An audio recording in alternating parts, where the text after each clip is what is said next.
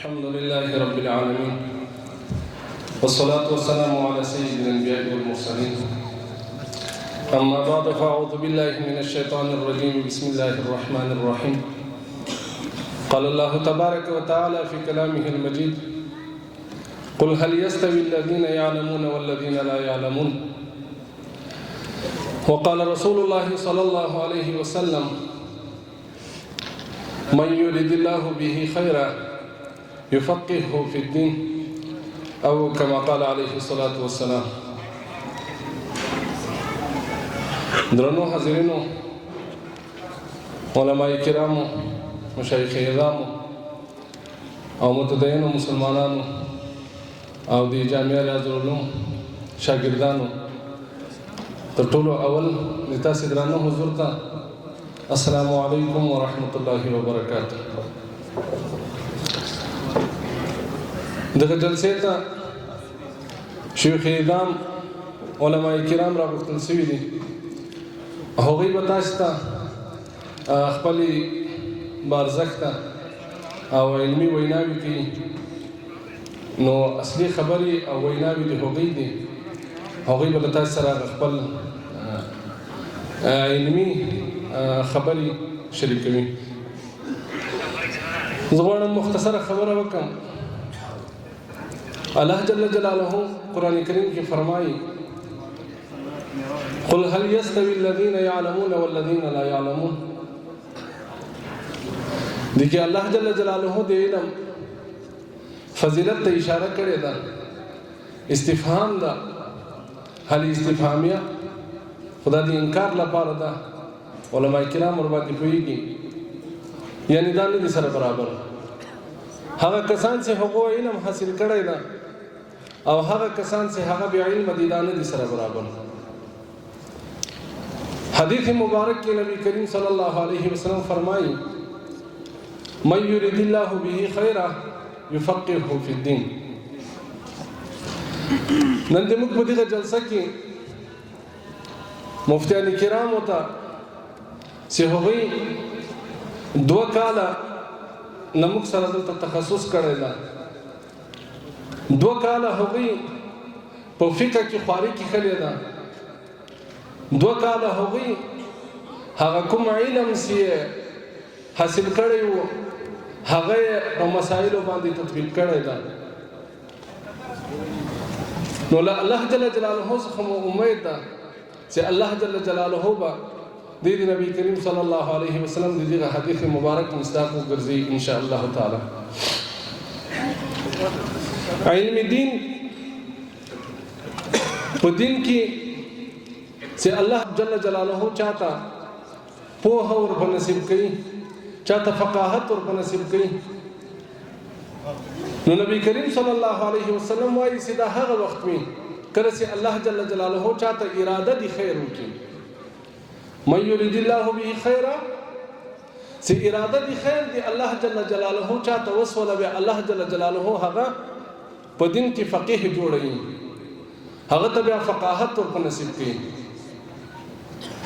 حضرت عبد الله بن عباس رضی الله تعالی عنہ د نبی کریم صلی الله علیه وسلم خدمت کاوه. بیا نبی کریم صلی الله علیه وسلم دا خدمت په سله کې حضرت عبد الله بن عباس رضی الله تعالی عنہ ته دي فقاهت دعا وکړه.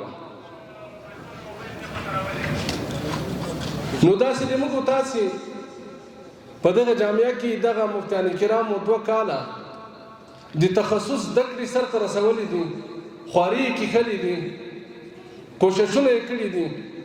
نو امید ده چې الله جل جلاله به دې ته د خیر اراده کړي. الله جل جلاله دې ته د خو خدمتونو توفیق ورکړي.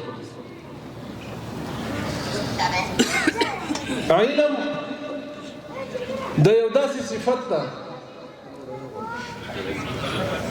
حدیث مبارک امام بخاری رحمت الله علیه را نقل کړی ده.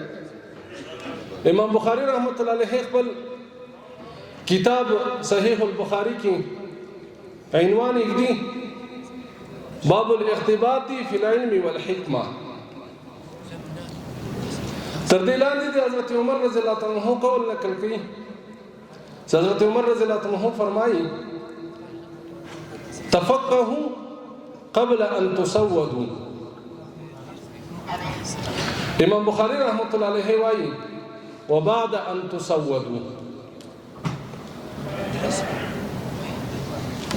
بیا وروسته امام بخاری رحمت الله علیه هغه مشهور حدیث را نقل کړی ده چې نبی کریم صلی الله علیه وسلم وایي چې حسد نسته مگر د دوه کسانو په حق کې، یو هغه څوک چې الله جل جلاله مال ورکړی وي او بیا الله جل جلاله دې په دې باندې مسلط کړی وي چې هغه مال د خدای تعالی په لار کې خرڅ کړي، مصرف کړي، او بل هغه څوک چې الله تعالی د علم او حکمت ورکړی وي او دې په هغه باندې فیصله کوي او نور ته رسوي. علماء کرام بیا دې حدیث مختلفې توجیهګانې کوي، خو دغه باب چې امام بخاری رحمت الله علیه یې خیدا دغه کې د حدیث توجیه ته اشاره ده، باب الاغتیبات. حدیث شریف کې د حسد کلمه راغلې ده، په امام بخاری رحمت الله علیه باب عنوان یې خیدا اغتیبات، دې کې د حسد تعویل ته اشاره ده چې دغه حسد نه د مراد کوم حسد چې دغه ممنوع ده، بلکې دلته حسد په معنا د غیبته باندې ده. غیبته دا چې الله جل جلاله یو چاته یو نعمت ورکړی وي او د تا دا تمناوي چې الله جل جلاله دغه نعمت ما ته هم راکړي بې له دې چې د زایل شي. حسد دې ته وایي چې الله جل جلاله یو چاته یو نعمت ورکړي د تا په زړه کې دا درو ګرځي چې الله جل جلاله دغه نعمت دته ورکړي د کش کې له اخیسته وای ماته را کړی وای، او یا اسی الله جل جلاله له اخیسته وای کې ماته را کړی وای کې نه وای را کړی. دغه حسد په اړه کې روایتو کې راځي چې نبی کریم صلی الله علیه وسلم فرمایي حسد د نیکانو داسې خوري لکه هغه ور چې دغه وچ لرګي خوري. او دلته روایت کې نبی کریم صلی الله علیه وسلم وایي لا حسد الا فی اثنتین. نو امام بخاری رحمت الله علیه دې ته اشاره کړې ده په د اغتیبات ټکی باندې چې دلته مراد له حسد غیبته ده، یعنی که یو څوک کوشش دې کوي چې یو چا سره په یو کمال کې دا تمنا ولري چې کش کې دغه کمال ماته حاصل شوی وای، دغه نعمت الله جل جلاله ماته هم را کړی وای، نو هغه دغه دوه دي، مال چې الله جل جلاله چاته ورکی او هغه دې الله جل جلاله په لار کې به خرڅ کړي، او علم چې الله جل جلاله چاته ورکی. نو علم یو له هغه صفات او له هغه نعمتو څخه ده چې په هغه کې انسان باید غیبته وکړي، انسان په هغه کې کوشش وکړي، څنګه چې یو بل چا حاصل کړی دی دیم باید حاصل. او دغه باب په سر کې امام بخاری رحمت الله علیه د حضرت عمر رضی الله عنه قول نقل کړی دا تفقهوا قبل ان تسودوا، ځانونه عالمان کې مخکې تر دې چې تاسو ته مشري ریاست اقتدار په لاس باندې درځي.